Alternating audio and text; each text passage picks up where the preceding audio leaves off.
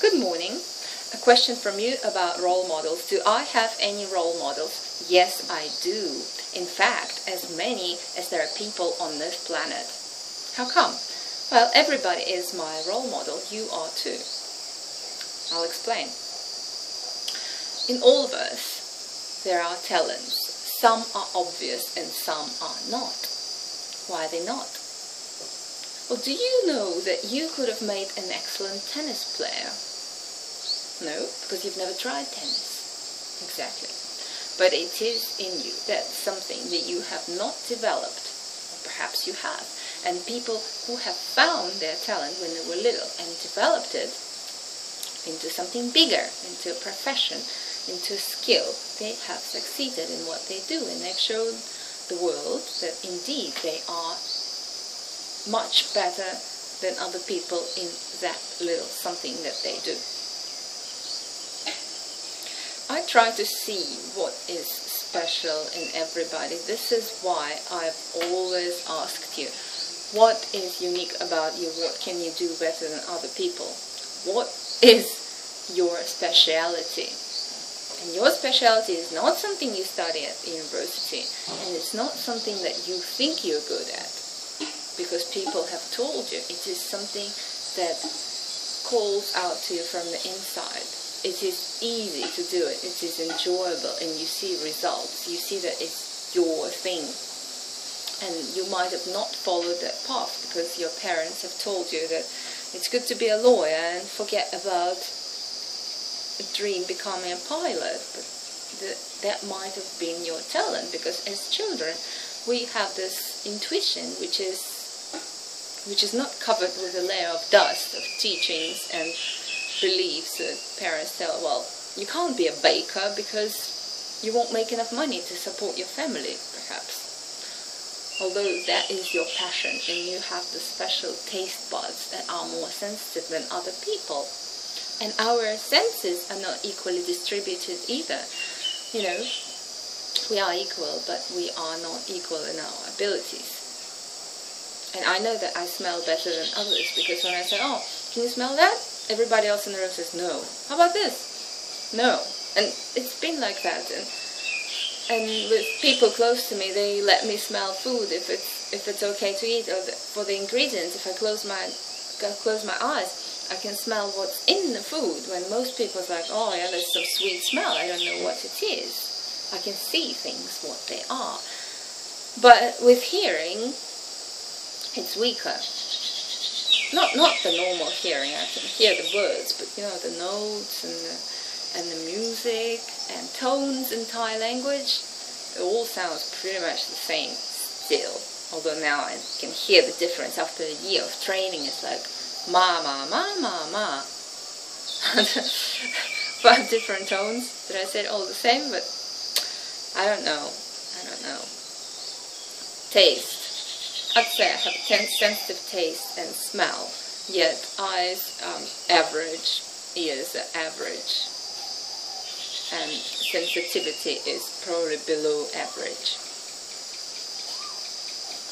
Well, I can walk on rocks, and my friend would go like, ouch, ouch, ouch, ouch, and I would go like, what are you talking about? Or on the hot sand on the beach, and I'd see somebody jumping up like, oh, that's so hot, and Lena is just walking on the hot sand. Guess not very sensitive. So, sense of touch is probably not my strength. This is just out of the 5, and I'm sure you got yours. You might hear better than other people. You might smell better than other people, or see better, or feel better. You might have this amazing sensitive skin and fingertips, and you can feel surfaces. You remember the surfaces. You remember the feeling of an apple skin. You remember the feeling of your blanket when you were a teenager. The texture. I don't have that. So when we look up to people, when you have role models, it is best not to concentrate on one person, admire their one skill, and assume that they are perfect in everything else, that they're kind, polite, generous, and a wonderful wonderful friend when you don't know them. Usually you see them on TV, and yes, they sing so well, their voice is amazing, so you assume things about them, that everything else is amazing as well, but it usually isn't. Usually isn't at all. We are one-sided. If something is developed well, something is neglected. Can't do anything with it. It's good to stay in the middle and be the average. But not many people can. And the average people are the happiest people because they are balanced. They are no good, no bad. They're average in everything. And it's really easy for them to live. Because they're sort of in the middle. They don't feel too happy, too sad, too cold or too hot. Yes, there are no people like that. They're robots. Robots. I don't know anybody like that. They might be average in something, but it's something else. Oh no, too sensitive. You touch them, so oh, tickles. Okay. So what do I look up to in people? I see the house father cutting down a tree. I wonder why he's cutting it down. Oh, he's going to plant it, I think. It's not cutting it down. Ah, it's in the pot. What do I admire about him? Well, that they're millionaires and that they still work in the garden and dress like bums. That they're very modest. His son retired at 36. I was just talking to him yesterday. He's got 2 degrees, engineering and MBA. Yet he came back to Samui where he was born and is helping his parents grow durian trees that don't really bring much money, but it is something to do and something to engage in, water the trees. And it's not so much about selling, but about keeping the tradition, because their ancestors have grown durians and fruits in the gardens, so that is something to continue doing. No, they haven't sold that land. That piece of land they have not sold, although they could. They could sell it and build an apartment block on it, condominium, sell it to foreigners, make more money. Yet they don't do it. And the father of the house, the guy's father, he's old, but I see him every morning from 6 doing work in the garden, and it's a huge garden. It's huge. There are trees. It's mostly trees. It's more of a tree garden, anything. But there are also smaller plants. And someone's doing something, cleaning, burning, and it's in order. It's beautiful. They could hire a gardener and sit back and get fat and watch TV every day. Yet it's not like that. I see the motorbike that he drives. It's probably the cheapest motorbike you can get, and it's old too. They have the money, but they don't show it. This is what I admire in them. And also that he is old and he doesn't have to work, but he is still working. He is doing something, engaging in certain activities and working hard to keep moving, to keep living, to keep growing. Really kind. And I admire his son for being able to retire at 36. Now he's 36, he retired 2 years ago, 34. That is admirable. He learned business, comes from Samui. Samui, I think there's one university, but nothing that you want to really, and not the university you want to go to. He studied outside of Samui, not sure where, 2 degrees. Got into business, built a business, successful business, built a family, and is very modest. There isn't any showing off. There isn't any excess riches. Yes, there is a big house, but not too big. It has a swimming pool, but not like the swimming pool of the foreigners, of the retired couple who never use the swimming pool, but it's like a lake. Modesty and ability to make a comfortable life for yourself and for your parents. And he's always saying that he really wants his parents to retire and just enjoy life and travel, but they want to work. And I understand them. Like my grandma, I admire her. She's my role model too, in certain aspects. She's 76 and she still works in the office, and she works with the computers just like all the young people in the office do. There's no excuse, oh, I'm too old for this, oh, my eyesight is not good enough. Her eyesight is really bad. She wears these thick glasses and looks at the screen like that. Yet, it is not an excuse for her to not work with computers or not work with printed documents. And I think that is very admirable. And I know for her it's hard to take public transport and go for an hour each day, now there, now back, in rush hour to the office and work all day and then come home, feed the cat, clean the house, cook the food and then sleep. Is this what a 76-year-old wants to do? Yes, if they want to be contributing to this society in some way. And I admire her for doing yoga every morning. Now what she does is not really yoga, it's more like stretching, but it's an hour of exercise. And when you guys tell me that you are 35 or 25 or 45 and you're too old for yoga, you're too old for exercise, I'm thinking like, what are you talking about? Oh, you don't have time for it? And it's like, my grandma does it. Okay, she does it at 6 a.m. before she does everything around the house and goes to work. And how come you can't do it? How come sometimes I don't feel like doing it? When I think about her, it's like, if she can do it, I can do it, and you can do it. And she doesn't boast about it. She doesn't say, oh, I'm like this and I'm like that. She's modest about it. She goes on living the way she lives without harming anybody and without showing off to anybody in that sense. She doesn't judge people. But the person who I admire very, very much is Kostya, because of his unique ability, which I have observed over the past 4 years, 3-4 years, not to say anything bad about anything or anybody. It's not that he doesn't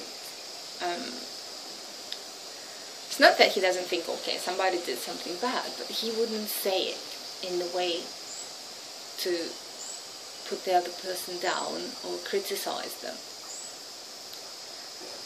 And that was my New Year's resolution, and I look up to him in that sense. And he's very modest about it too. But that is a unique ability I have not met in anybody. We all love bitching about the bad weather, the terrible accident that happened, mean liars that treat people badly, and all sorts of stuff. We love to talk about negative things. I have never heard that person talk about negative things. That is something I would love to accomplish in my life, at any stage of my life. Not to say negative things. You can ignore them. You can turn them around into positive somehow. Now you're thinking, well, how do you turn, say, a rapist into a good person? You don't. But you don't say that he's a bad person. You say he's a rapist.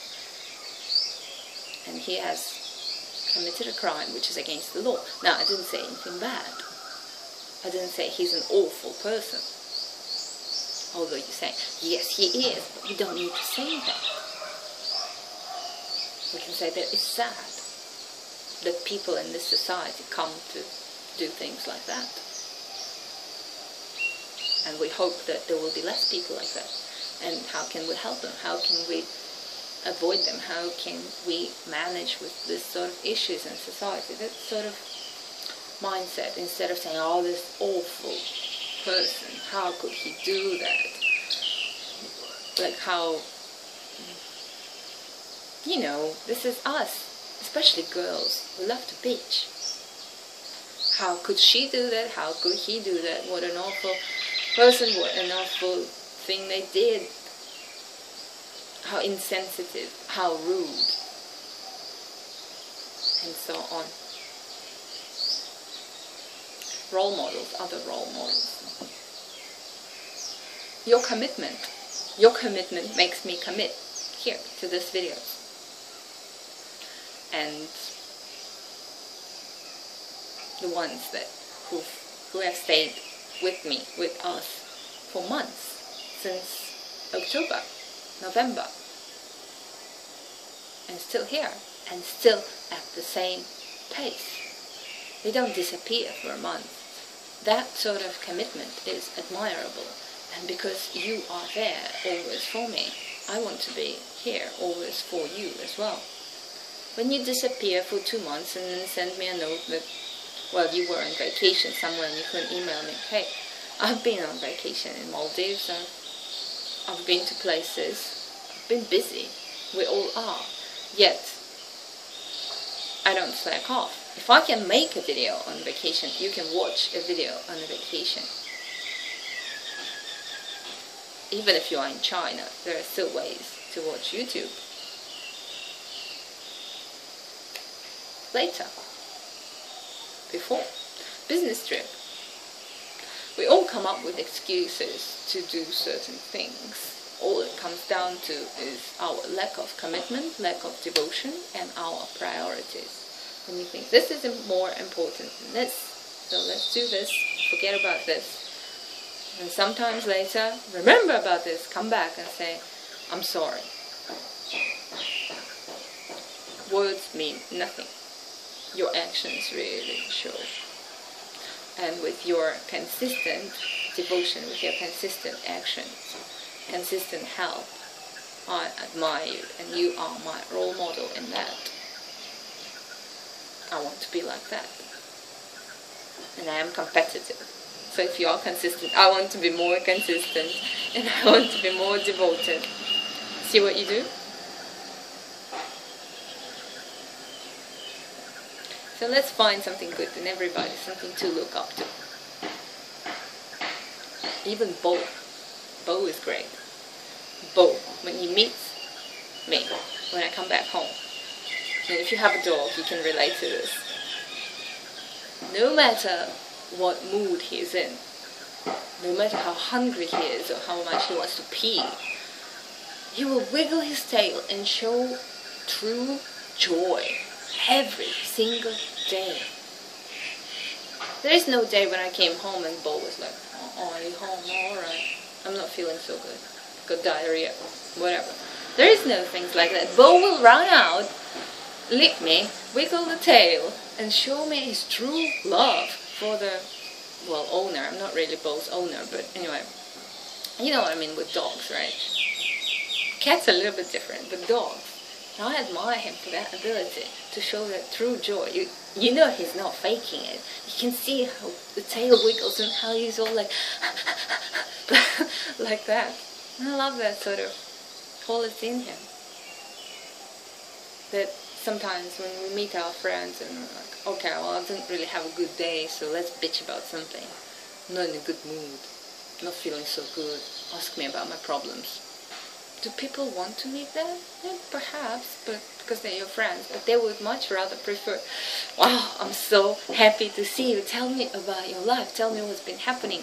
I've been dying to meet you since last week because talking to you is so interesting. If you are the dog person, if you wiggle your tail, if you're happy, genuinely happy to see your owner or your friend or your colleagues, if you're always in this bubbly, smiley, happy, energetic mood, no matter what happens outside of your situation, what happened before, an hour before, 2 hours before, somebody was rude when driving, and now you're in that whole emotion because somebody was overtaking me and they didn't indicate and I nearly crashed into an idiot, and you sort of splash that out on other people, and they don't want to be They don't want to be accepting that dirt from you. It's enough that you got that dirt now. Splash it out on other people. They got the dirt and they go out and splash it on somebody else. Or somebody told me they had this problem and that problem.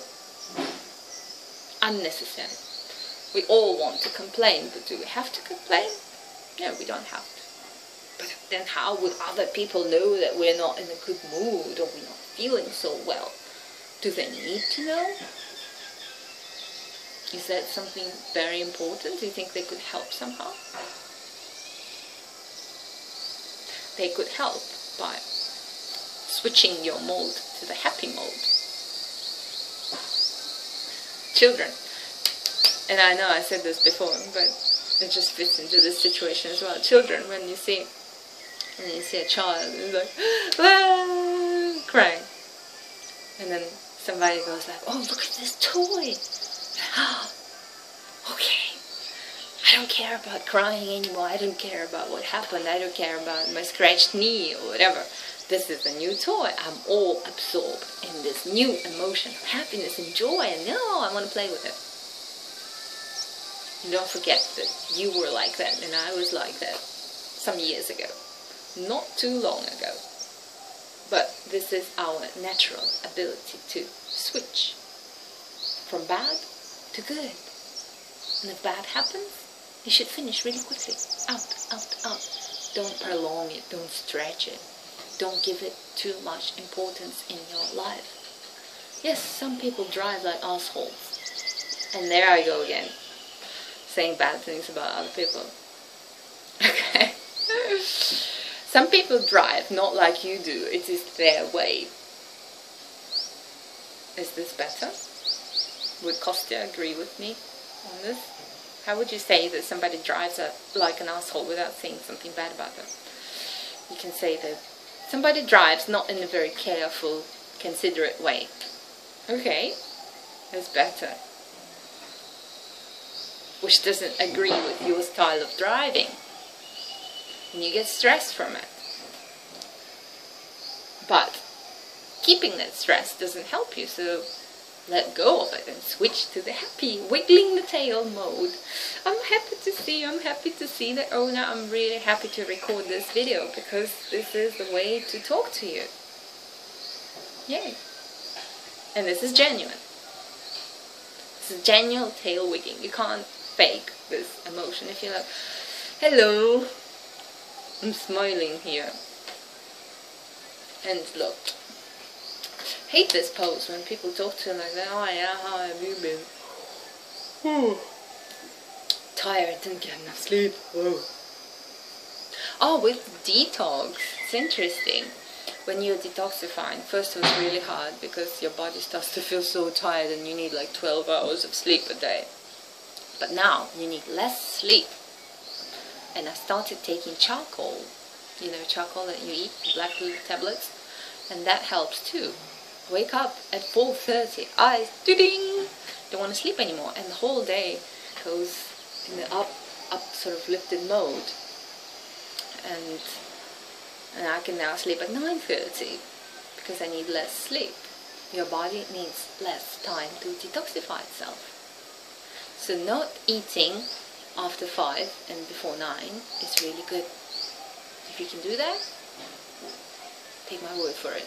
It's gonna make you feel better in the long run. And no, you're not going to die of no energy. Do I look like I have no energy? Hey, I just did like an hour and a half, 2 hours of exercise.